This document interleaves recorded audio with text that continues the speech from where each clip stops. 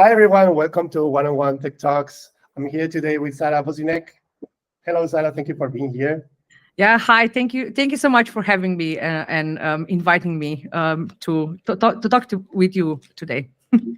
No, sure. We met a few months ago. I was complaining on LinkedIn about the state of recruitment. You read my messages and you wrote me, and we had very funny discussions about this. I think that this our story is really, for me, this power of LinkedIn, right? Love it or hate it, LinkedIn is a powerful tool, and it definitely helps to make connections with interesting people from around the world that share perspectives. And I really appreciate this. And I have a lot of very good experiences like this, where, engaging on a LinkedIn post has meant that I really got a new connection, a new perspective, or someone that I also feel comfortable just kind of dropping into PMs in and just being like, hey, can I get your advice on this and this, right? So I really, really appreciate this part of LinkedIn that actually does help with networking, right? Yes, well, LinkedIn and social networks in general. I feel like I'm doing this podcast and I'm a no one because I'm not a known person. I haven't done anything like this before. But every person I ask, hey, would you like to come to my podcast, a podcast that doesn't exist, they say yes. So it's awesome. I mean, it's really good. Yeah.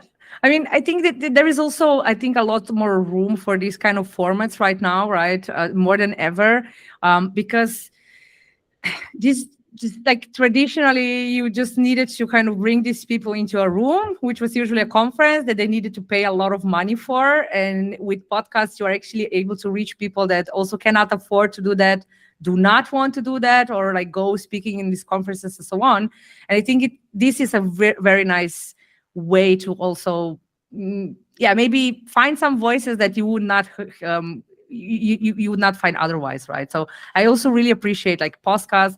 I am active in podcasting as well. Like I do take part and have my own kind of part of a tech podcast in Slovenia. So we definitely also see the power of these.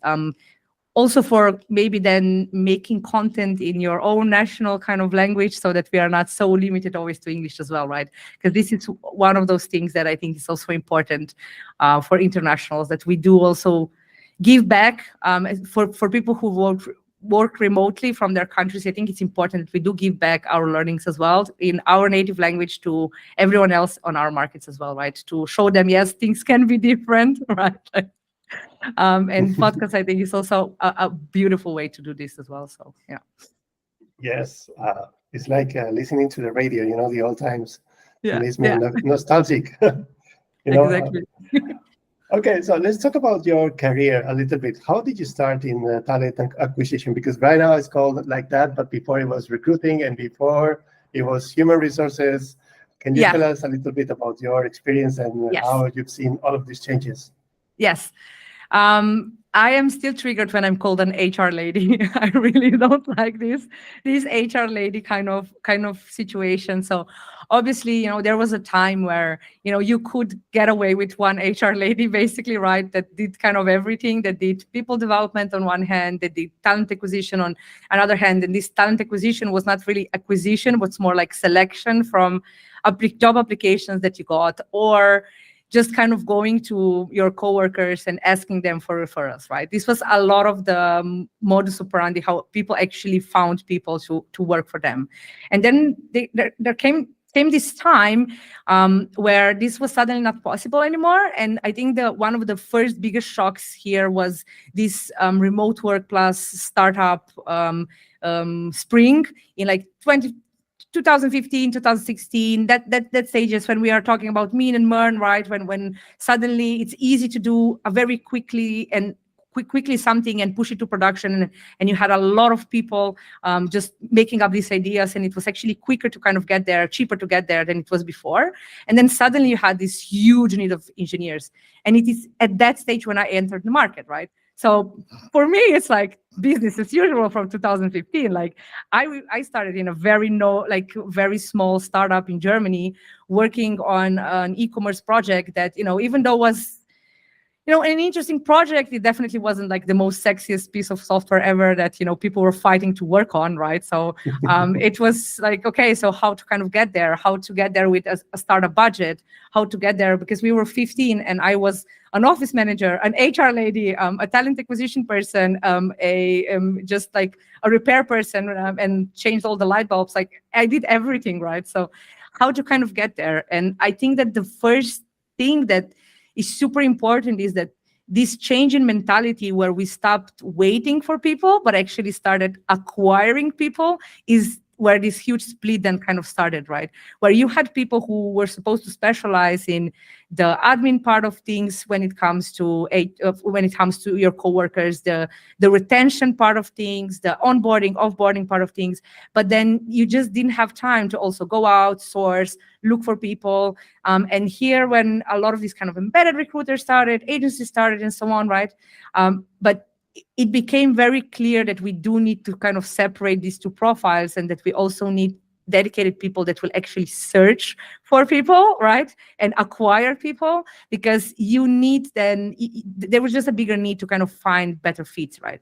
So for me, this was like a reality of my job ever since I started. I started at this startup as an office manager. It was my first job. They hired me because I was like, I could start very quickly. They were really in a rush. But on the other side, they were super happy with how kind of things went.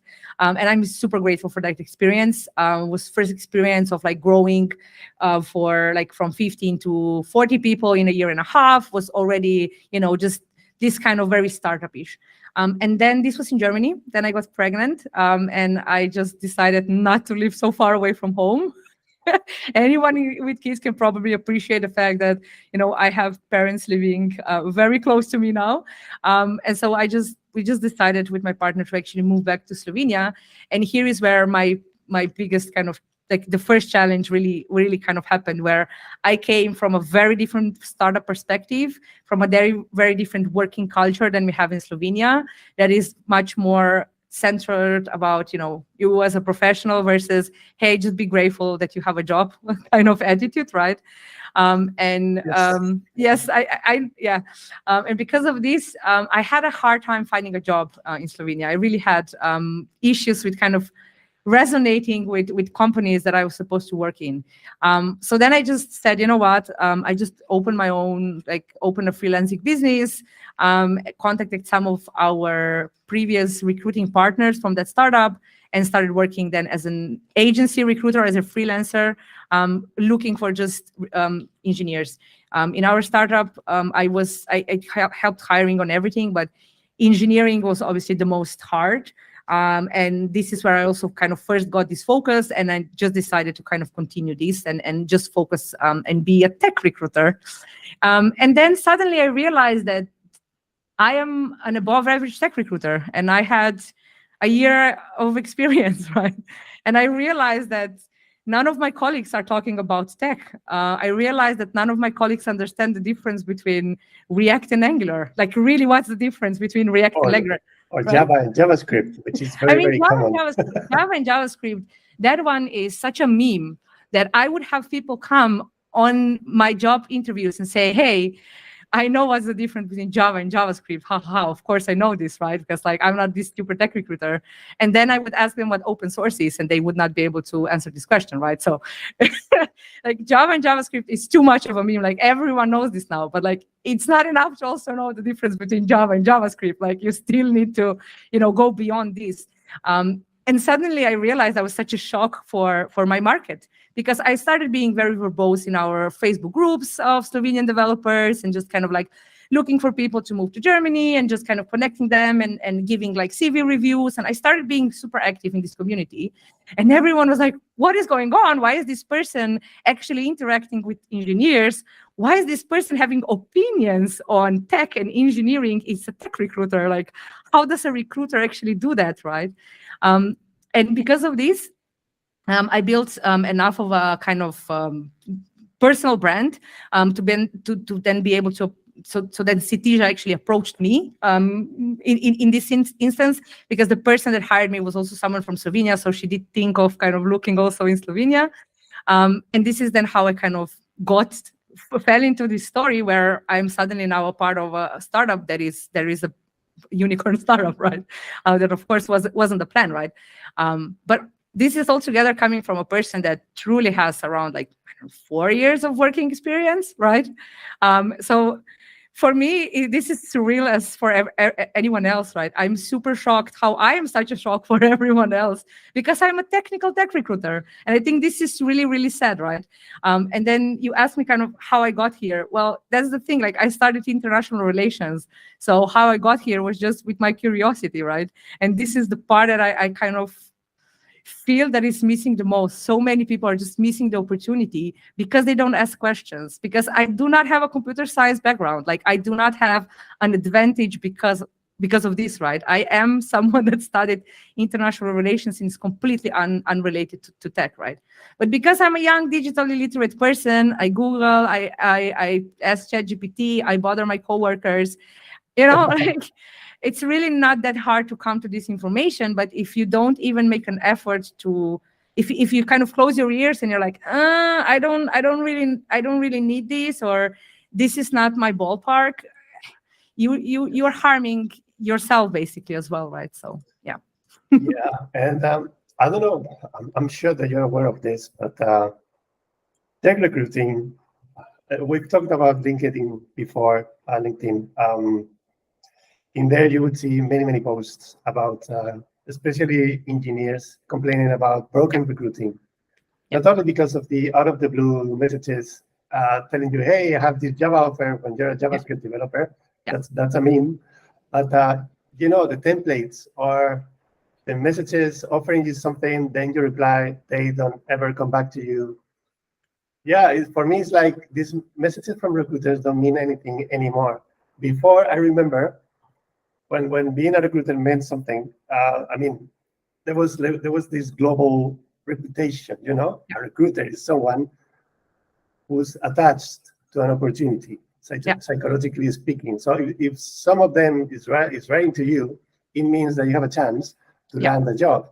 Yeah. But now you get these messages, and it's like white noise. It's like, yes, whatever. Yes, I will reply, but maybe 10% of them will come back to you. And even if they do, most of the times there's no follow-up.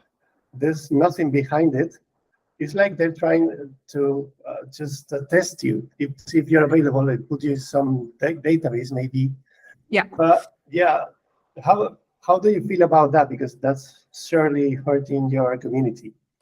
100%. And this is something that I've threw away a lot of handbooks in my life already, where people came with a handbook to tell me how to approach engineers. And I'm just like, no, this is so wrong. Like, why are you teaching this to people, right? Because that's a thing that I really quickly realized, that because we are not technical, because a lot of people are not technical enough in tech recruiting, they also don't understand how to sell a position that you actually want to reply as well, because you also want a job.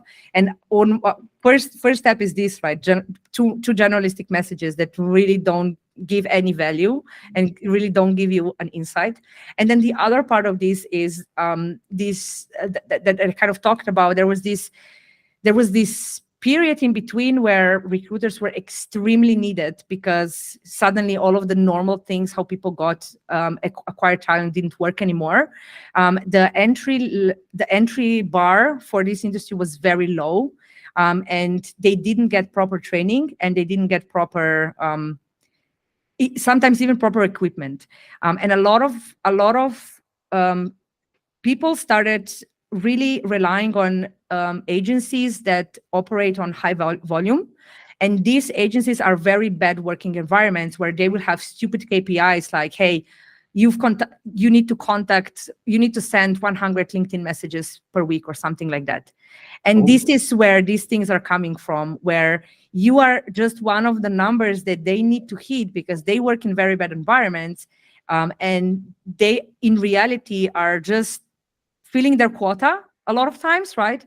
But also because there is this very high volume recruiting, they cannot afford, and they do not have, these recruiters cannot afford and do not have time to actually be career consultants as recruiters were before. Because like you said before, in Italian they say un nome una garanzia, right? So before you kind of knew, okay, this person is going to be my partner and I can rely on this and I can tell them. For me, I really started like this as an agency, like, hey, I have 15 open jobs. Let's figure out together what is the best for your career, right? But a lot of recruiters do not have the privilege to actually do this. They don't have the time to do this. And what they do is they need to fill a lot of positions for these huge companies that don't have a lot of requirements. Because if you have an engineering organization that has 1,000 engineers, literally your criteria is bring me a Java engineer, right? And it's not, for me right now, the criteria is bring me a performance engineer that has experience with Redux and React and that will be able to do this and that has already worked on performance optimization. It's a very different profile. I cannot spam 100 people per week even if I wanted to, right? Because it's a different profile. But for this high volume, it is literally enough to bring a Java engineer. And that's it. That's the requirement, a Java engineer. And because of this, as you can imagine, there is a lot of Java engineers that you can actually reach out to and that you can actually, on one hand fill this quota, but you will always have so and so many people that will reply to these messages that you can then put into your pipeline and that will go through for these huge organizations that hire, let's just hire and then we'll figure out later where they actually fit, right? Yes. So this is very interesting.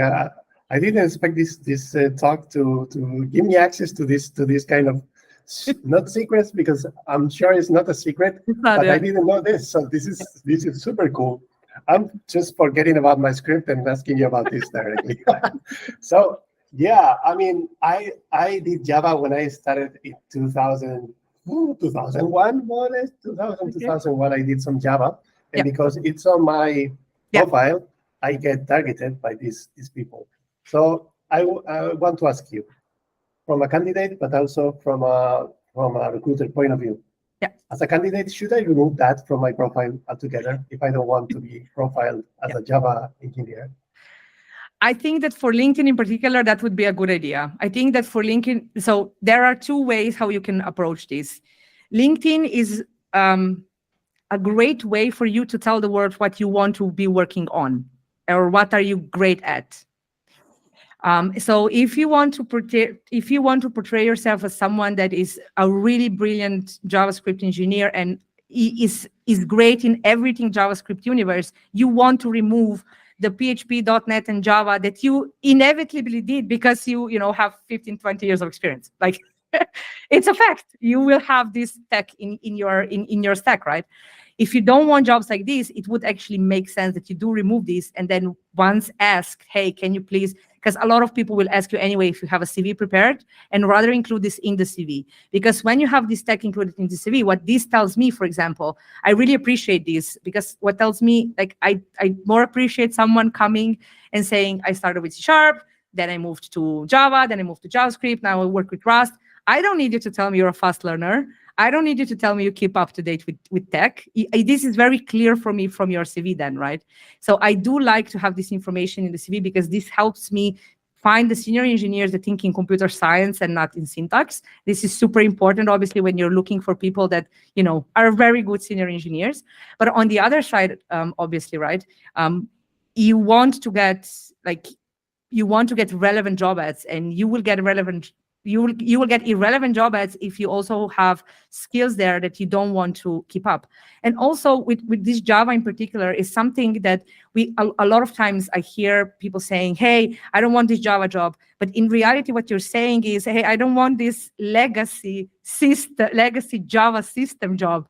What you're not saying is, hey, I'm not prepared to start off a whole new fresh backend in Kotlin, because you would actually consider that in a very different way if you were approached with that, and that is still Java universe, right? So what you're essentially saying is, I really don't appreciate the whole Java 6 legacy system that is recruiting me. And someone, like, I literally had a client and I needed to approach people in 2021 that had prime faces and prime faces. They used prime faces for the front end. So I literally went to people that also had prime faces, and I was super honest. I said, I know it's probably been 10 years since you actually used this, do you have any interest of like kind of getting into this company and being super real that this is like, a company that obviously has some, kind of legacy issues, right? And I found Yes. people that were willing to do that because Yeah, I no, was but that is very right because transparent. they're setting the expectations straight. I mean, Yeah, from the beginning, it's like yeah, we want this. That is yeah, fine. That's fine, I guess. yeah. And it just I think it's just a lot of these messages became super critical, where you're not giving people enough information to make a decision, and then you're losing your time as well, right? Because if I tell you really how things are, I will be working with motivated candidates that made a choice to continue regardless. But if I'm being super sneaky about this information and you only learn this, your first week in the job, we have a problem that is costing all of us a lot of money and time, right? So I'm definitely, real first, like super honest, transparent, super huge advocate of that. I would rather you tell me, hey, I need 300,000 base. I will not move for less. I would rather you tell me this on the first message and then not lose any more time than, going through the whole process to, at the end realizing that we will not come together on something so basic as salary, right? So definitely like I really try.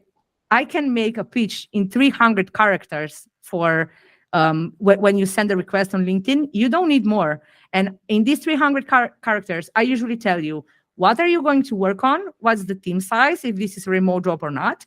What is the tech?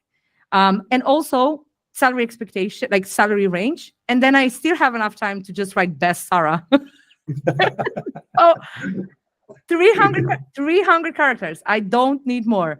I don't need more. And I don't have an above average response rate to say, hey, I can say, yes, 90% of people actually reply to me. No, but the people that reply to me, they know they want this job. Like they know that they actually want to enter. And I'm never dealing with maybes after I actually reply to my message, because I know that this is, all it's left is my engineers to check if everything is fine, right? That's all that it takes from me actually sending a request, them accepting it, is just about the engineers then, because I know we are on a good note already. My step is selling you the company is selling you the challenges. How I do this, I talk about what kind of build system we have. I talk about how our deployment system looks like. I talk about how we actually come from an idea to production. I tell you about our stack. I tell you about what's our high-level product roadmap. I tell you what our teams are actually working on right now. Like right now, they are in the room discussing how to do this and this.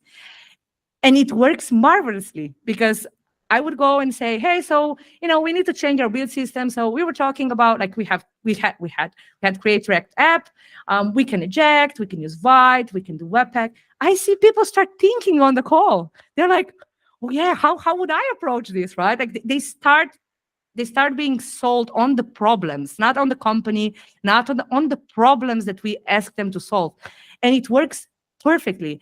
I have seen value added from being a technical tech recruiter so many times, where really then I send super motivated candidates forward because they know what they would be actually working here, and not just all like, yep, we're great, like, like just this kind of sales speech that SDRs have when they're doing business, right? This is where my next question is going. So I ask you from a candidate point of view, what should I do to get, the right incoming offers to me? But from the other perspective, as a recruiter, I mean, we all seen the complaints from the engineers. Who do you think is responsible for fixing this? Not the recruiters, I guess, in the agencies, but the agencies themselves. They have to, at some point, open their eyes and say, okay, this is not working out. we're not doing it right, because we're getting a lot of, not hate, but we're seeing as a negative approach when we approach people, engineers, they receive us with this negative response. So who do you think is responsible or would be responsible for starting a change where engineers start to be happy again and think of the recruiter as someone they can team up with to get the actual offer? So I think that here it's more about like I will be very pessimistic about this problem getting better, because with easier automation tools that will be even easier now with certain large language models and so on that we can have with certain products that are in the market already, spamming people will become easier. It will literally become easier. I was afraid you would say that. Yes, spamming people will become easier, and we will need less people to do more spam as well. Right now, the recruiting industry is not in a good place. What people are forgetting is that these huge numbers of layoffs that we are looking at, these are more or less talent acquisition professionals.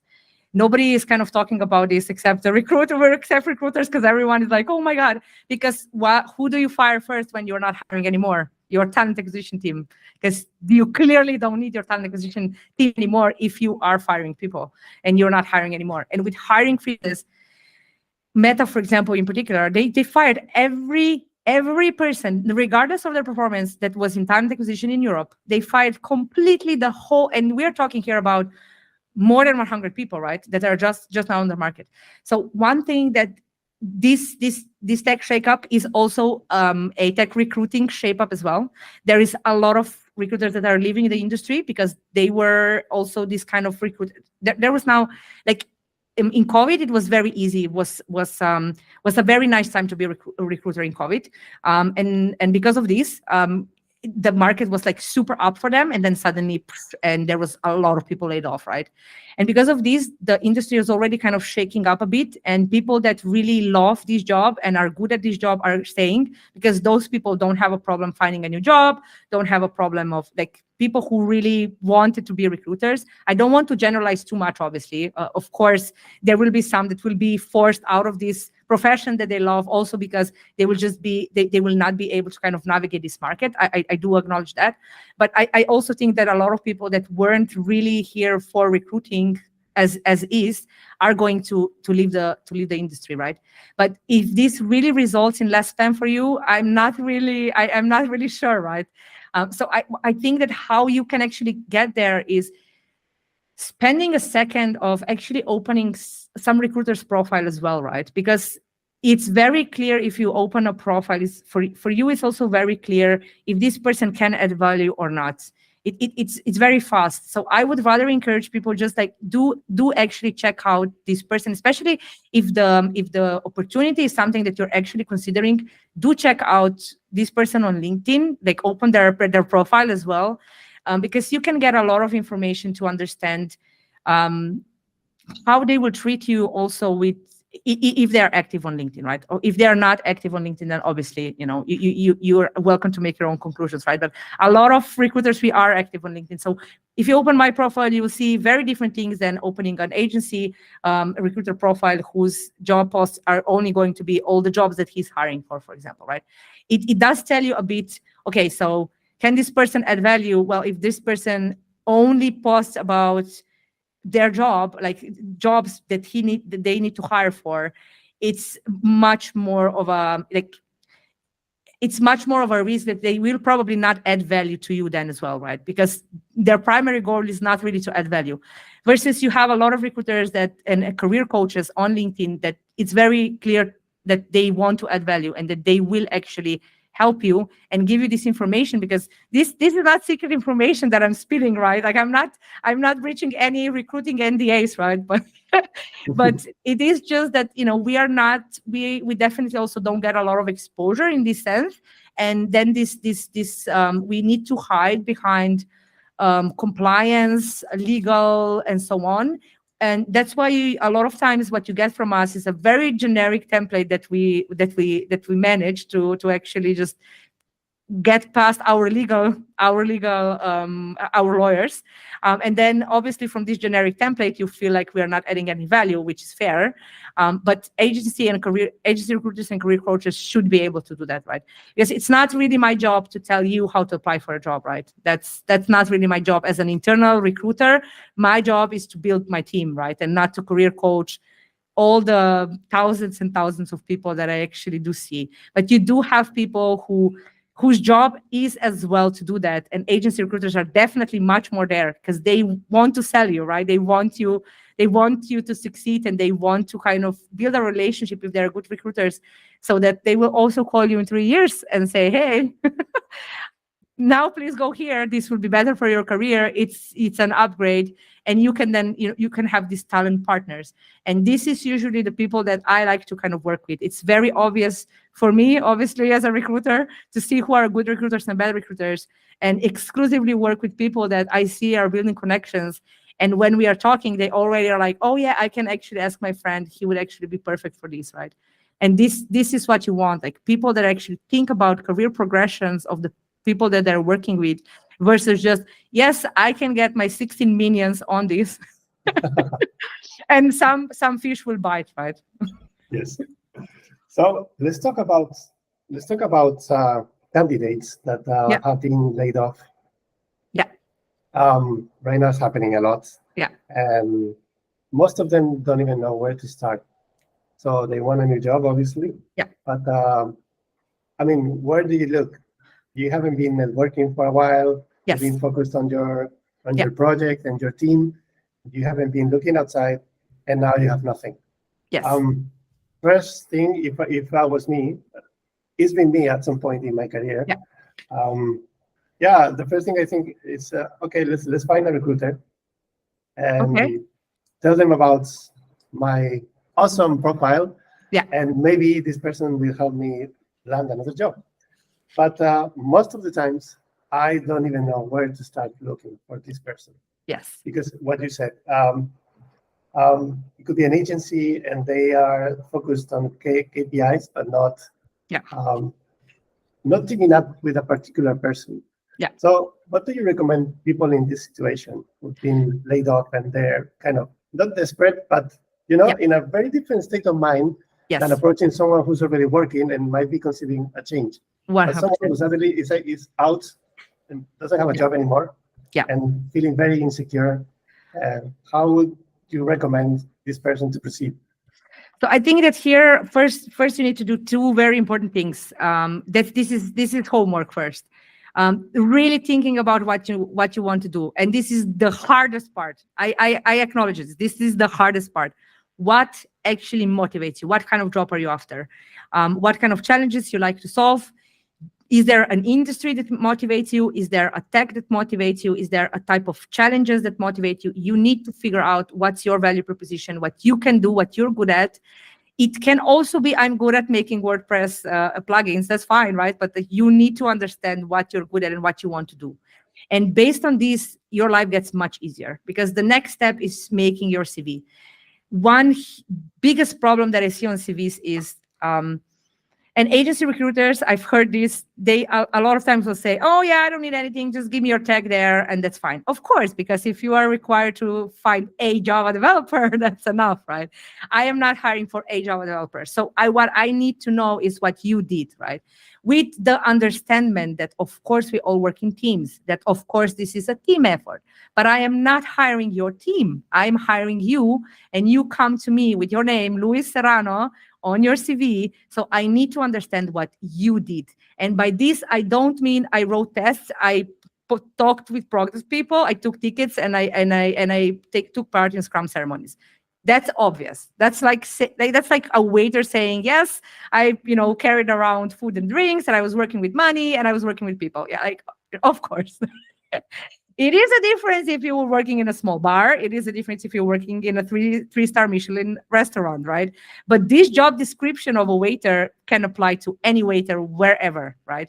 And this is super important, that I understand what you did, what was your impact. And once you have this, once you actually spell this out, you then have always two options: going after people and play the numbers game and actually deciding, okay, these are the companies that actually, fit my wishes, I'm going to apply, or going to active talent pools. Active talent pools are hire.com, court.co, honeypot. There is a lot of active talent pools whose whole value proposition is, this is not LinkedIn. You are not going to spam into the void. And people here are actually looking for a job. They will be responsive because they actually have rules around you responding to messages. And On the other side, they vet companies, so it's not going to be a fake job offer. On the other side, they vet candidates, so we also know that it's not going to be a fake candidate, because this happens very often, right? That you get a fake candidate. So, yes.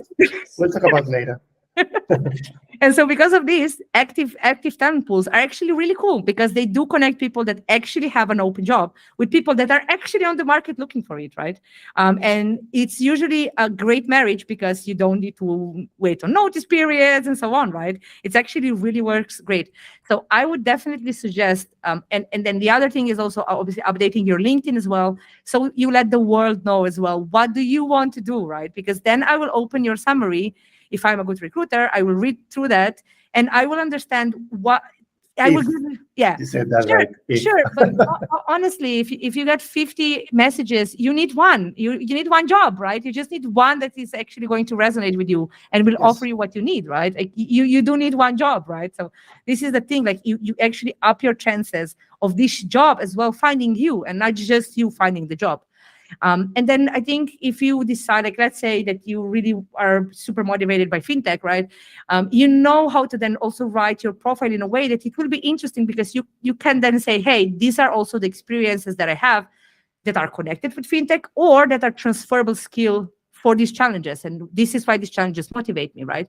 And I think this is kind of the easiest way for you getting relevant offers, but also on the other side, people knowing what is relevant for you as well, right? Because so many times I operate, like, for example, what happens when you go internal, I would open a job ad and I would get 400 applications. And out of these 400 applications, all of these, I wrote tests and like all of these empty CVs would go into a maybe pile.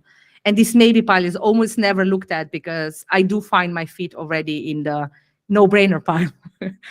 And you are actually harming your chances a lot if you don't commit and if you don't have an idea what you want to do, right? Because if you don't have an idea what you want to do, you want to feed everyone, and because of this, then you're more prone to be put in a maybe pile and never get past that, right? But if I see, for example, that you've worked on video and online editors before, like, it's a no-brainer. Like, I'm going to invite you, even if you're a maybe, even you have 3 years of experience, it doesn't matter.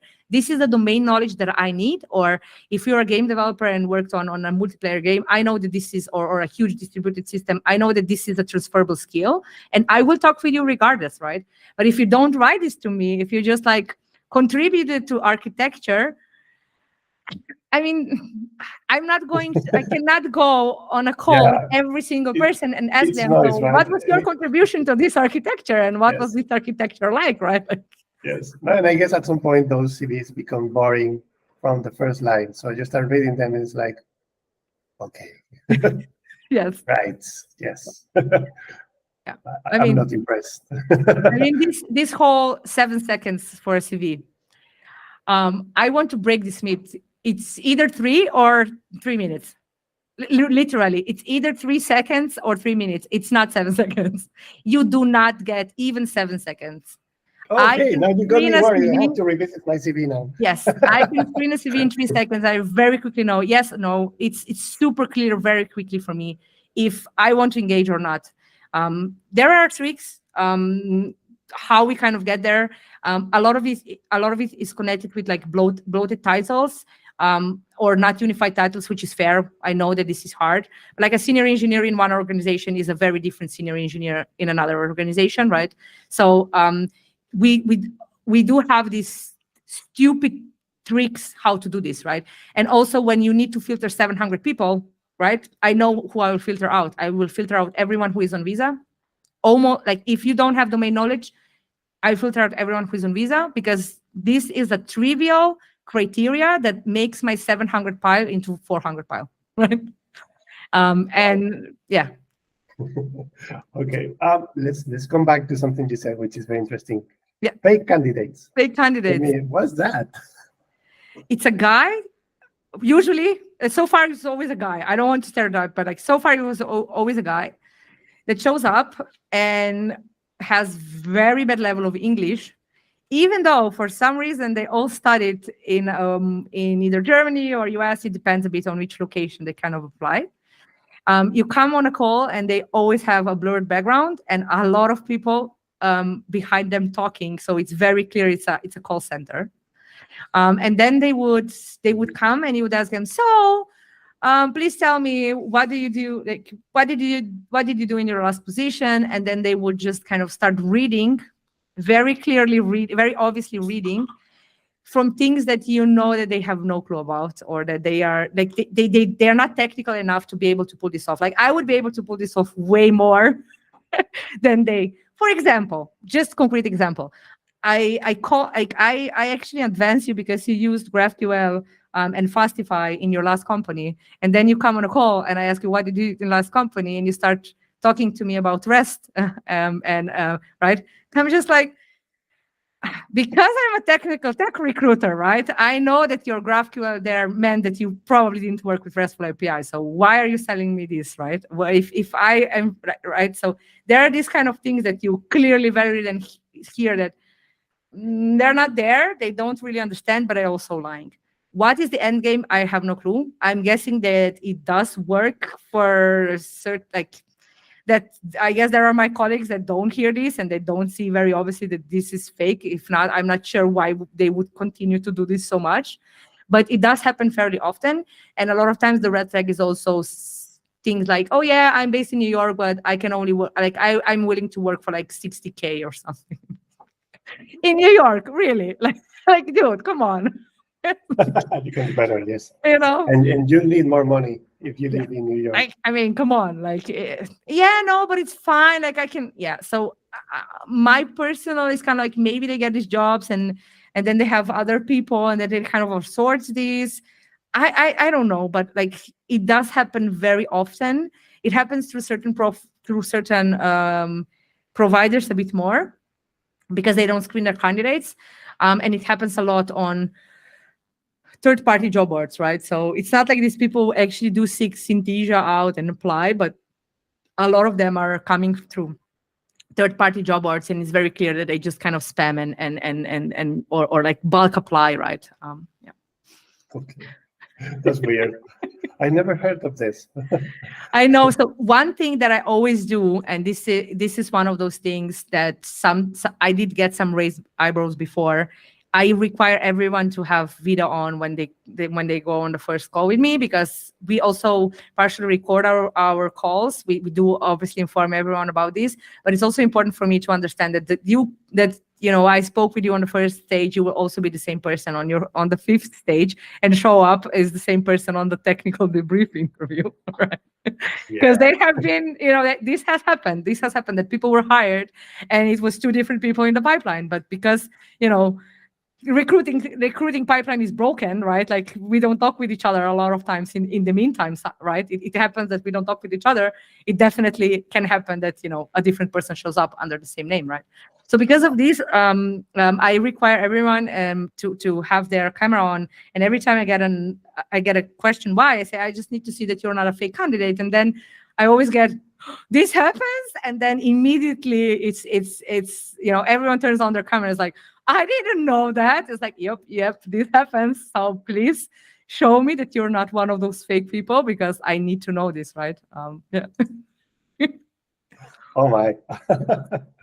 The life of a recruiter, you never get bored, I guess. Oh yeah, no, this is this is definitely one of those jobs that has a lot of ups and downs, like emotional ups and downs. You really cheer and live with your candidates, and you really like someone and maybe they don't go through, or you hear someone and you really would want to kind of have place for them, but you know that it's not possible, or you have some stupid limitations that are connected with their nationality and passports, and this is so unfair. For me, this is so unfair. Like personally, I really disagree with this, but I also now, coming from this startup that, I started when we were 60, now we're 250, like I understand why we needed to come to this place, or where our legal team is coming from, and our security team is coming from, and our compliance team is coming from, and why we kind of need to really be stricter here.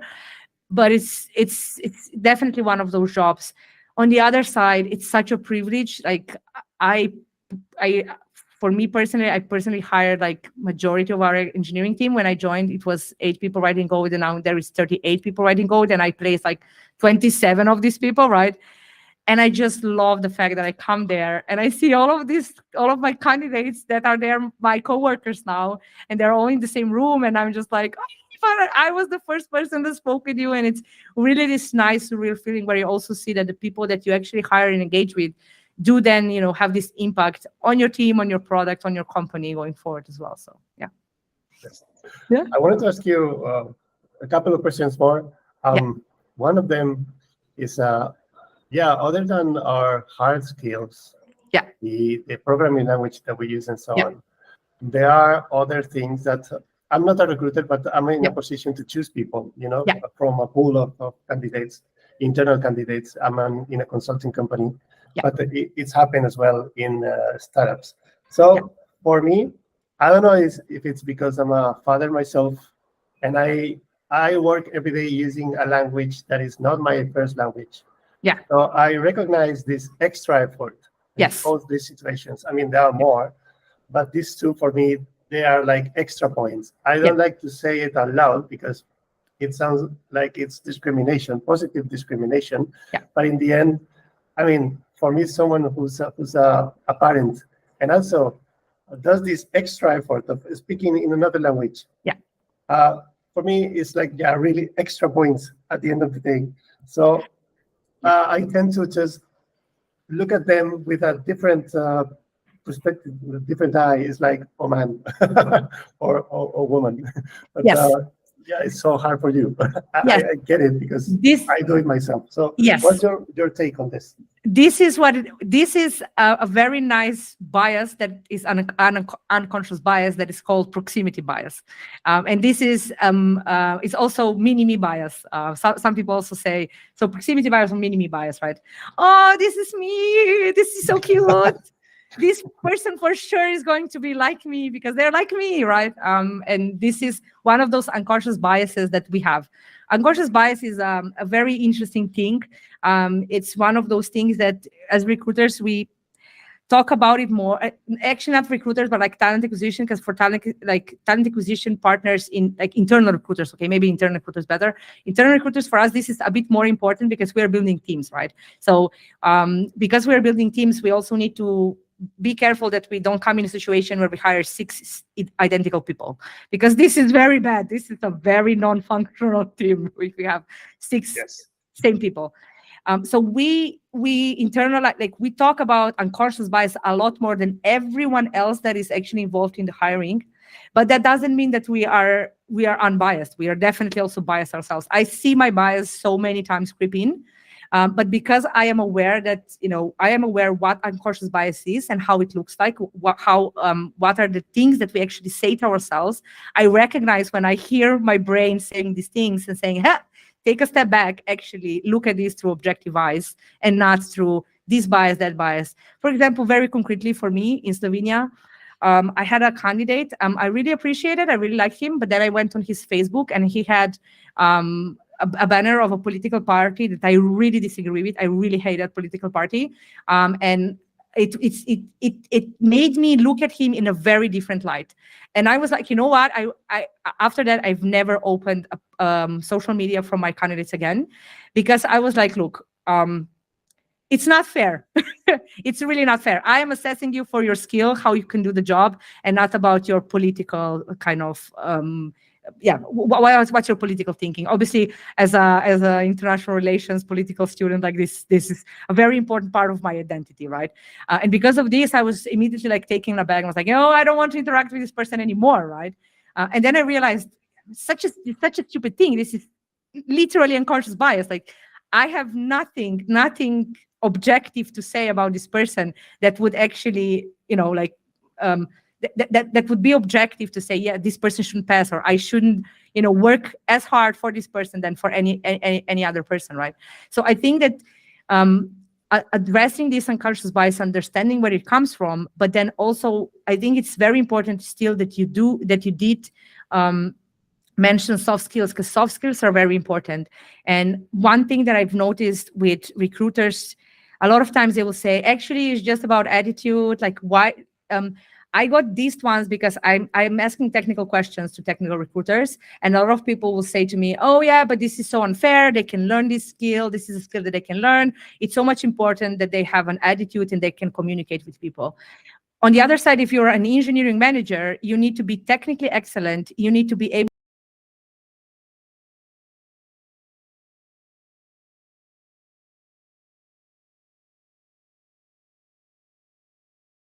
like this is good communication skills are a prerequisite to be a good human, period. This is what makes you human. It's not a skill. It's like, this is what makes you human, right? So, and being able to work in a professional environment. So I think that skills, super important, like soft skills, super important, this cultural alignment, super important. But for me, what I will more listen for is ego, because one biggest problem in teams is actually ego. Everything else you can kind of go through and pass. Language barriers, they are hard, but you can resolve that. But you cannot resolve this with people who are egocentric and who are know-it-alls and who are breathing jerks. And one thing that I love about me being technical, right? Harsh. Yes, yeah, but it's true. Like those are people that is so totally hard true. to work with, right? Everyone else you can kind of come by. But And then how do you find this, Sara? How do you find this in an interview? I mean, yes, I can tell you. Me coming and saying, yes, so we have Kubernetes in our stack, and someone being like, you have Kubernetes in our stack. To have $1,000 every time I needed to fix Kubernetes. I hate these stupid developers that use Kubernetes. They have no clue. It's so many dependencies. This doesn't work. And you're like, while I appreciate the sentiment and I understand it, and also was part of the reason why we do not have Kubernetes anymore, very transparently, right? But like, you don't have enough information about our system to have opinions about our system. You just don't. So if you're opinionated on my call with a tech recruiter, I know that this is really not going to work. Like, no way this is going to work. And a lot of people come from, let me show you that I'm a senior, right? Like, they come from this, like, I'm just going to show you that I'm a senior and blah, blah, blah. And it's like, you just showed me that you clearly aren't a senior, because if you would be a senior, you would first wait, understand the system, understand the problems, and then offer opinions, right? Yes. So this is definitely one of those ways.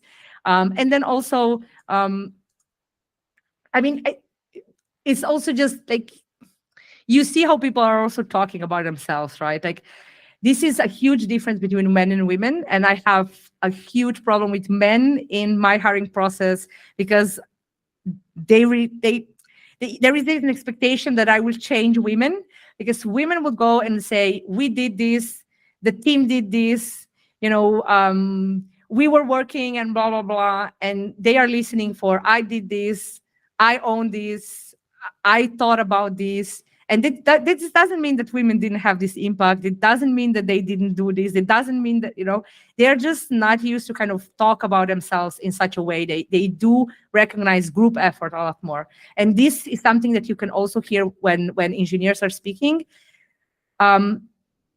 If you work in a Scrum environment, for me, it's very clear how far you can actually come, because Scrum has become a very bloated system for micromanagement that has a lot of dedicated roles. So you can tell me whatever, but if you were truly following Scrum, I know how far you could actually come to, right? And then I also know what was truly your impact and what wasn't. And also this whole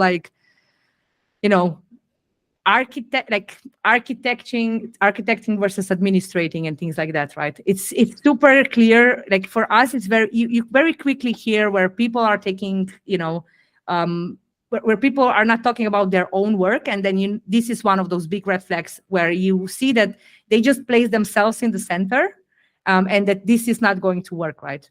Yeah. Oh, Scrum is something we could have another hour just to talk about that. Yes, yeah. We do not follow Scrum at Synthesia, so this is one of those things that I do cover a lot, where people are like, okay, how come?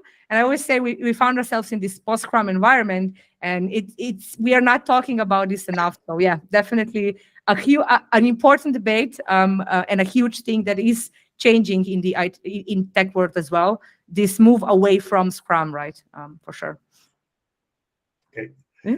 Let me finish with a bang. With a Yes. last question. So I'm specifically looking for a hot take, something Okay. something that you wouldn't say. I mean, you're comfortable saying in public, but Yes. something that might, make some people like, what? So give me a hot take about hiring plus AI. I mean, AI, like I work for a generative AI company, like full disclosure, right? Full disclosure is generative AI.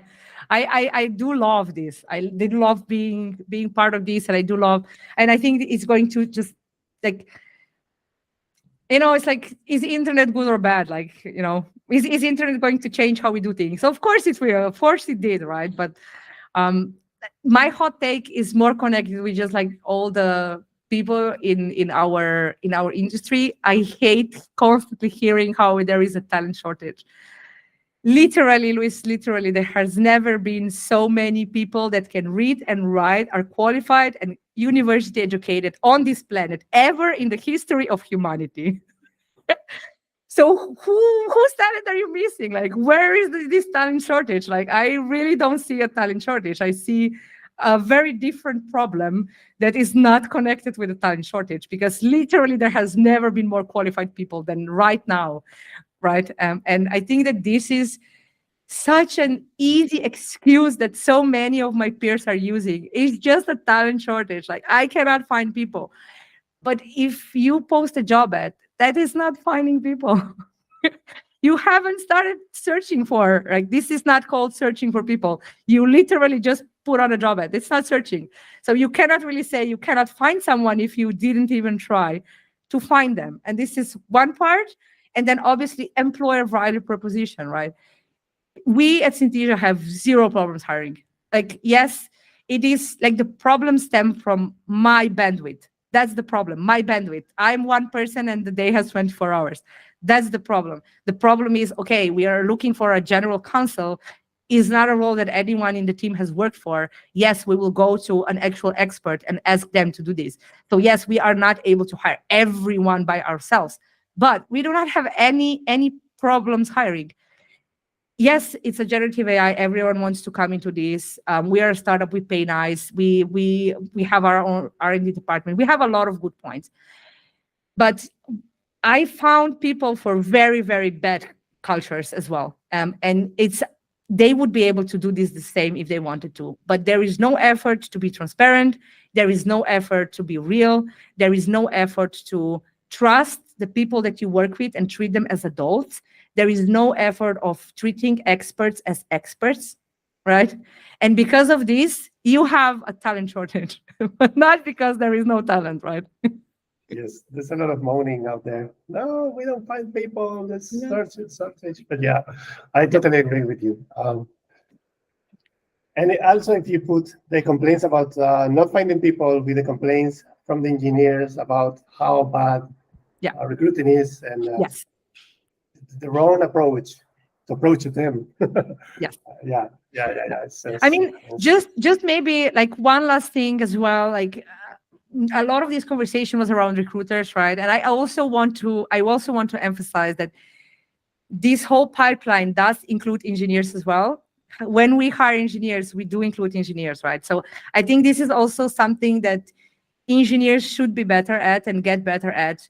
And this is something that only engineers can do. And this is this take-home assignments and this free labor that we require from people to enter our jobs. This is not coming from recruiters.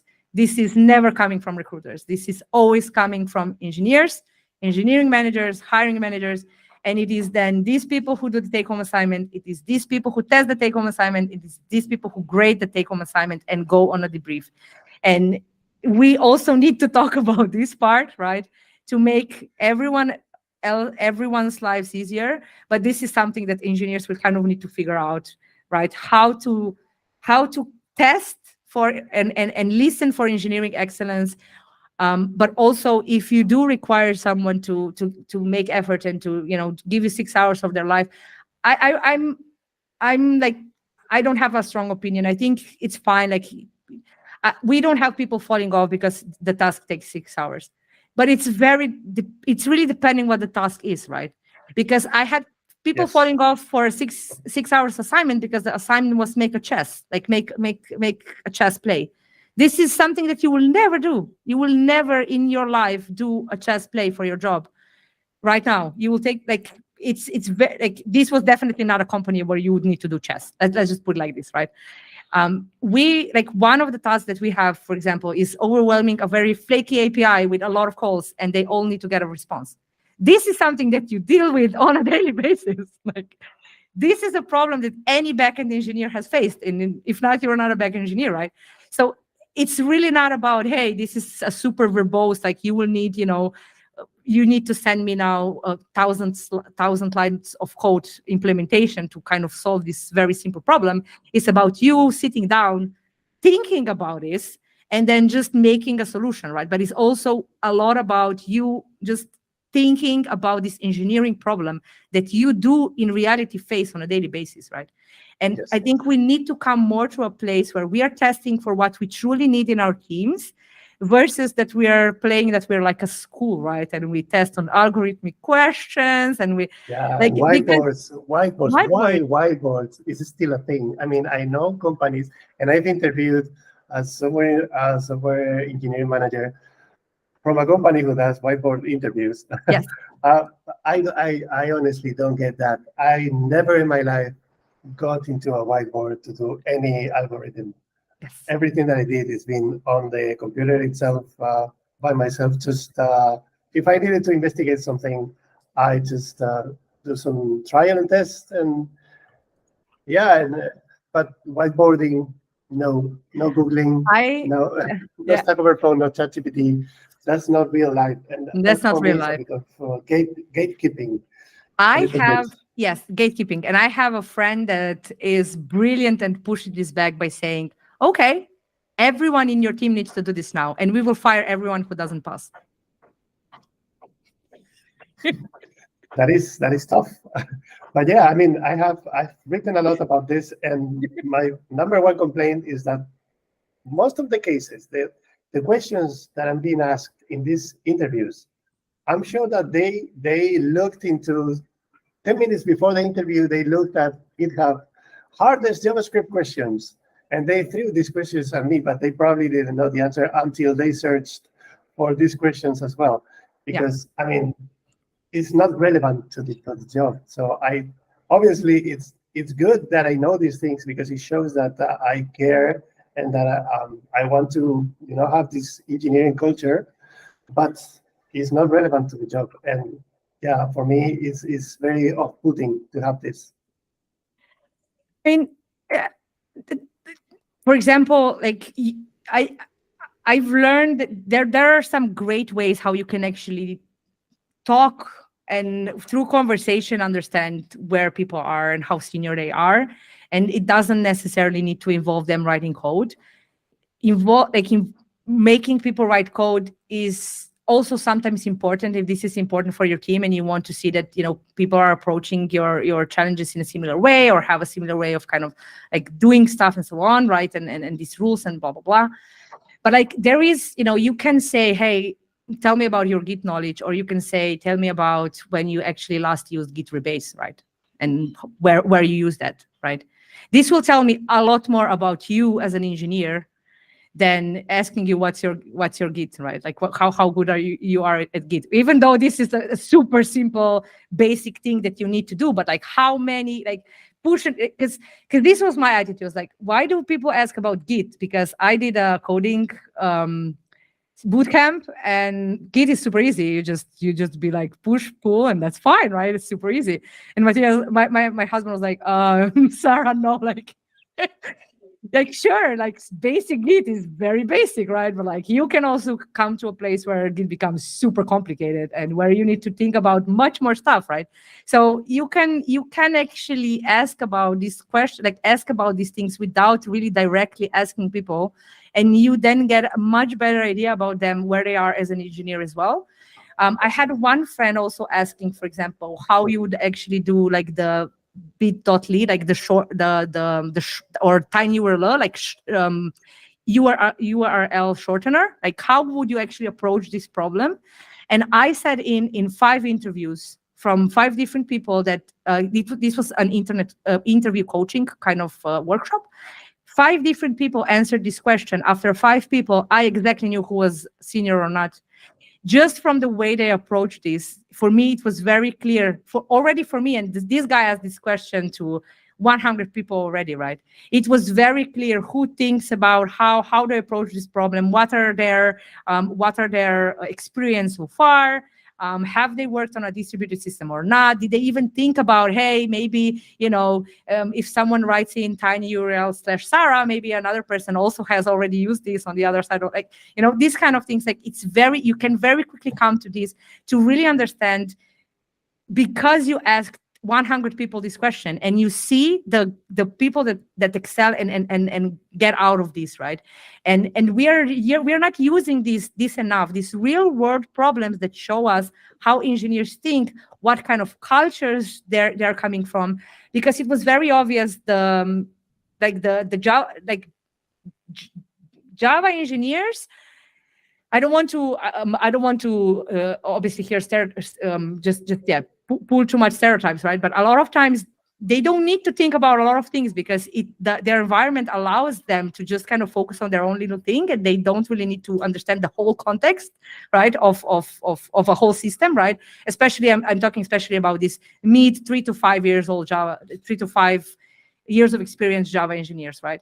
And then you really see, okay, you can see where they put an artificial limit to his thinking. You can see where the environment literally pulled where he's like, yep, I never needed to think about this problem from here on, because from here on other people come and think about this problem for me.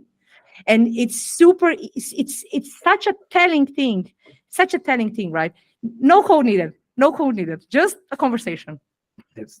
And also I feel like hands-on interviews, they trigger some people, they trigger anxiety. So Yep. They might be very good and very senior, but in a scenario where they have to type code while people are watching, Yes. they become super dumb because Yeah. it's like, oh, there's people watching. So, and this is also something that doesn't happen in your real life. When you're working and you're coding, you're by yourself, you have your headphones, you have your music, you're typing code, but there's no one looking over your shoulder. What are you doing? That's not right. The imposter syndrome, all of that kicks in. It's like, oh.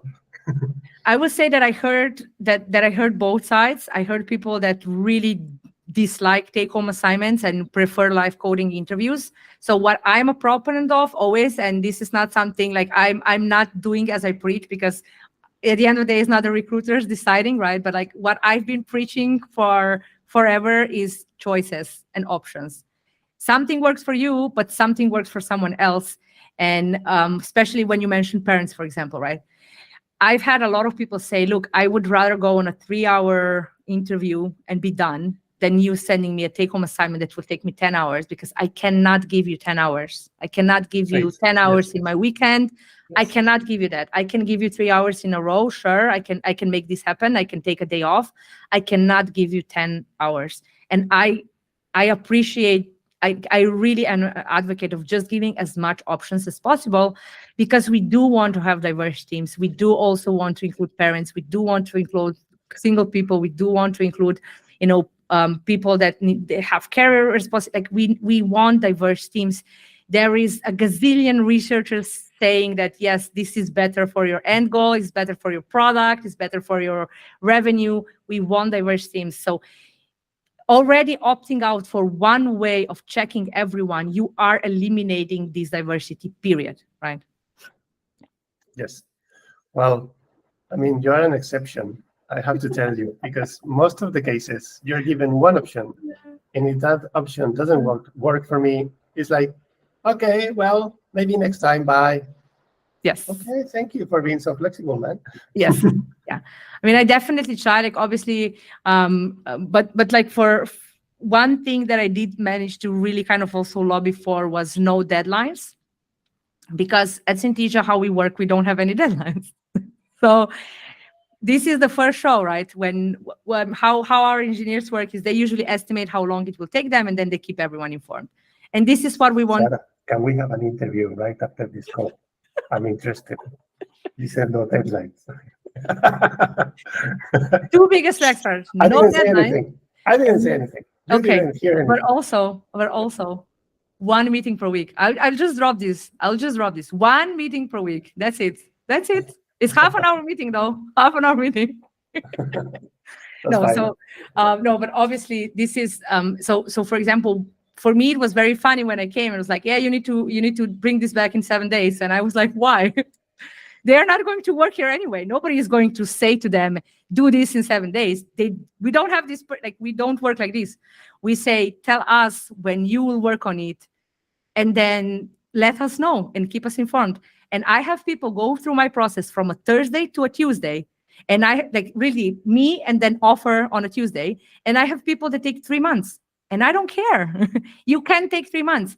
As long as I know that you are coming back, that you will take the time to actually do the take-home assignment.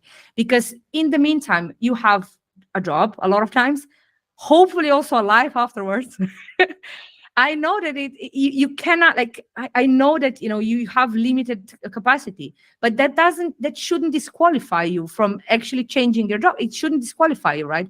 So what I did at least is really just no deadline whatsoever. As long as you keep me informed and I know you're coming back, you can take as much time as you need. Obviously, also because I just need so many engineers.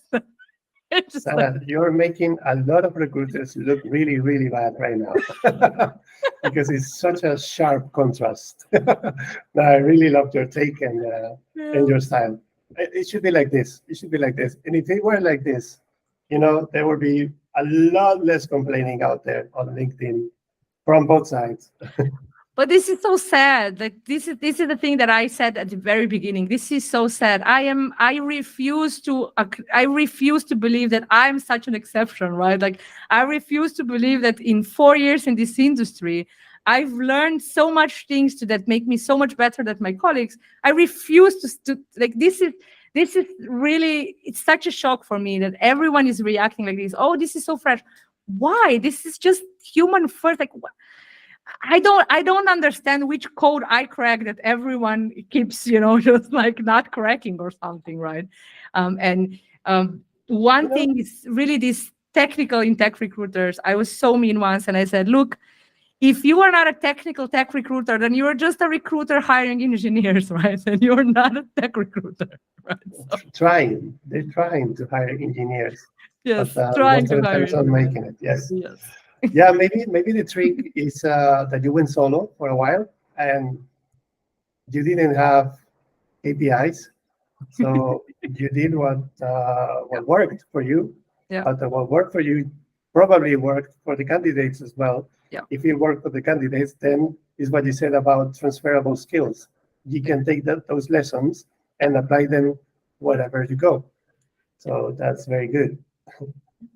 All right. Well, Sara, I don't want to steal you any more time from you because we've been more than half an hour. Definitely more than half an hour. I mean, it's so interesting everything that you've said. I mean, I will invite you to another episode because I have so many questions left. But for now, let's leave it here. Let's draw a line. Thank you for being here. Yeah, very happy. Yeah, to share my opinions. Yeah, I'm also very opinionated. Don't fire me. It's very refreshing because I mean, when I talk to other engineers, and I will talk to other engineers in this podcast, I'm sure that 90% of the things that we'll hear, I'm familiar with them, or at least I'm not surprised. But in this one call, you've told me many things that I didn't know. And this is very good. It's actually very good, and I'm guessing for my listeners, if I ever have any, it would be interesting as well. Well, again, thank you so much, and I'm going to stop recording now, but don't go because I want to say goodbye to you. Yes. Well, everyone, Sara. Thank you, Sara. Thank you.